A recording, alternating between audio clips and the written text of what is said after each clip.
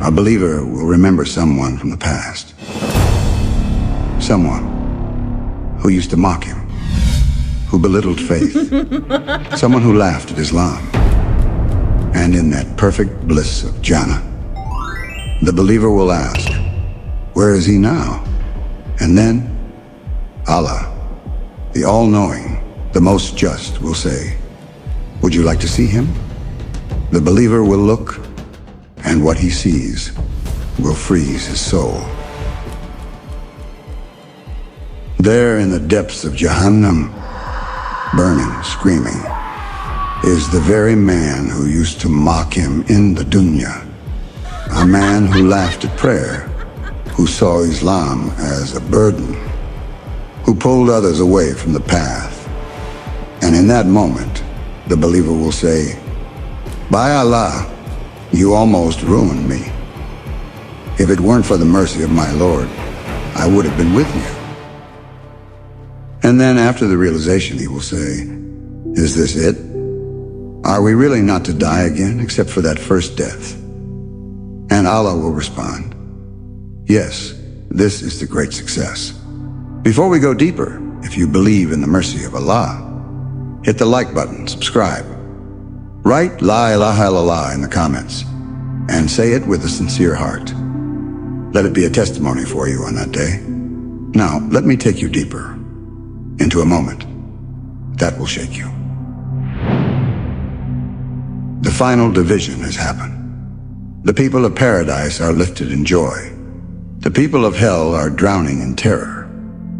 But there's one last thing left to witness. The prophet, peace be upon him, said, death will be brought forth in the form of a ram, majestic, fierce, radiating with the weight of eternity, and it will be placed between paradise and hell. Then the angel will cry out, O people of paradise. They lift their heads, smiling, glowing, hearts filled with joy. O people of hell. They look up, broken, terrified, clinging to even a whisper of hope. Then the angel will declare, this is death, and in full view of all creation. The ram is slaughtered, and with it, all hope of dying is gone forever. It will be said, O people of paradise, eternity, no more death. O people of hell, eternity, no more death. And the cries from Jahannam will echo across existence. Regret, rage, despair. And then they will witness something else. Something that crushes their last ounce of hope. They look around and they see the animals. Creatures with no arrogance, no rebellion. And what happens to them? They turn to dust. And in that moment, the people of hell whisper, with a quiet voice trembling with longing, I wish I were dust, because even dust is free. But they are not. They traded eternal peace for moments of pride. They gave up forever for a temporary pleasure. They joked about religion, mocked the believers, played with the limits of Allah, and now they would give the world to be just dust. But in the gardens of Jannah, the prophet, peace be upon him, does not rest. He turns to Allah and pleads, O my Lord, there are still members of my ummah. They're still in there. He begs again and again. And Allah responds, take out from the fire anyone who has in their heart even an atom's weight of faith. Subhanallah. Even the tiniest flicker, even a dust speck of La ilaha illallah is not worthless. Now, the angels descend. But how can they find the believers? They are not looking for names, not for titles, not for famous deeds or long prayers. The prophet, peace be upon him, said, hell will consume every part of the son of Adam, except the mark of sujud. Allah has forbidden the fire to touch that place, the place that touched the ground for Allah. It shines like a beacon, and one by one, the angels lift them out. They are carried to a river, not just any river, but the river of life. And when they are dipped into it, their skin returns, their bodies heal, their hearts are soothed, their faces begin to shine. The pain is gone, the scars erased, the shame lifted, and they are given a new name, the poor ones of paradise. Why? Because they had almost nothing to offer, except a flicker of faith. But Allah's mercy is more than enough.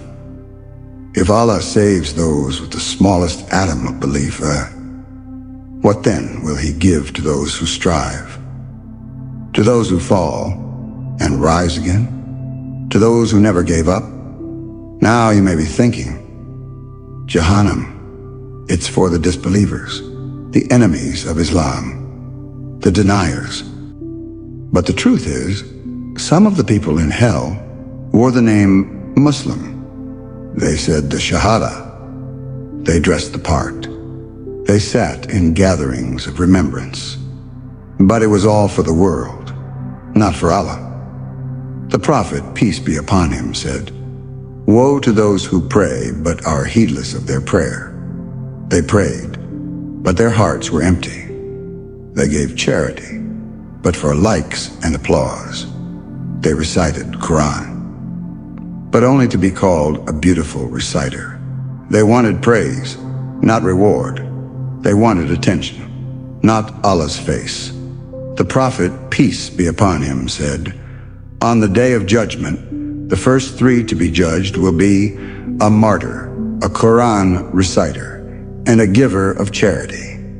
Yes, the ones we honor, the ones we look up to, the ones we assume are closest to Jannah. But one by one, they will be asked, 'Why did you do it?' And each of them will say, 'For you, Ya Allah.' And they will be told, 'You lie. You did it so people would say, he is brave, he is generous, he is a scholar.' And they said it. So your reward was in the dunya. Now, you are nothing. And they will be dragged on their faces into hell, not because they denied Allah, but because they turned faith into performance. So now, ask yourself, is Islam real to you? Or is it a performance? Do you worship because you love Allah, or because you're afraid of people's opinions? Do you pray when no one's watching? Do you give when no one knows? Do you cry when your heart remembers Allah in private? Because on that day, there will be no follower, no audience, no social media, just you and the truth. Ya Allah, we ask you with broken hearts, save us from the fire. Let us never see it, never hear it, never even smell it.